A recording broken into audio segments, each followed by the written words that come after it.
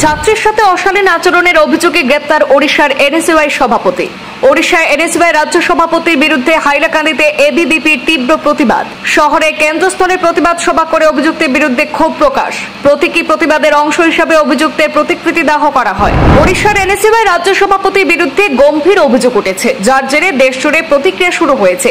এরই পরিপ্রেক্ষিতে হাইলাকান্দিতে প্রতিবাদ জানালো অখিল ভারতীয় বিদ্যার্থী পরিষদ এবিভিপি।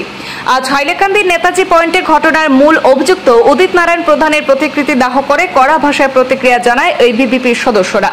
প্রতিবাদীদের দাবি, এনএসইউআইয়ের মতো সংগঠনের একজন শীর্ষ নেতার বিরুদ্ধে যদি এই ধরনের অত্যন্ত উদ্বেগজনক অভিযোগ ওঠে, তাহলে শুধু ব্যক্তিগতভাবে শাস্তি নয়, গোটা সংগঠনকে নিষিদ্ধ করার মতো পদক্ষেপ বিবেচনা করা উচিত। তারা অভিযুক্তের বিরুদ্ধে দ্রুত বিচার প্রক্রিয়া শুরু করে কঠোর শাস্তির দাবি জানিয়েছেন। উল্লেখ্য, এনএসইউআইয়ের ওড়িশা রাজ্য সভাপতি উদিত নারায়ণ প্রধানকে সোমবার গ্রেপ্তার করেছে ওড়িশা পুলিশ। অভিযোগ, চলতি বছরের মার্চ মাসে ভুবনেশ্বরের একটি হোটেলে তিনি এক 19 বছর বয়সী বিবিএ পড়ুয়ার সঙ্গে অসঙ্গত আচরণ করেন বলে অভিযোগ উঠেছে। আর এই ঘটনায় কংগ্রেস নেতৃত্বাধীন এনএসইউআই চাপে পড়েছে এবং ছাত্র মহলে ব্যাপক প্রতিক্রিয়া তৈরি হয়েছে।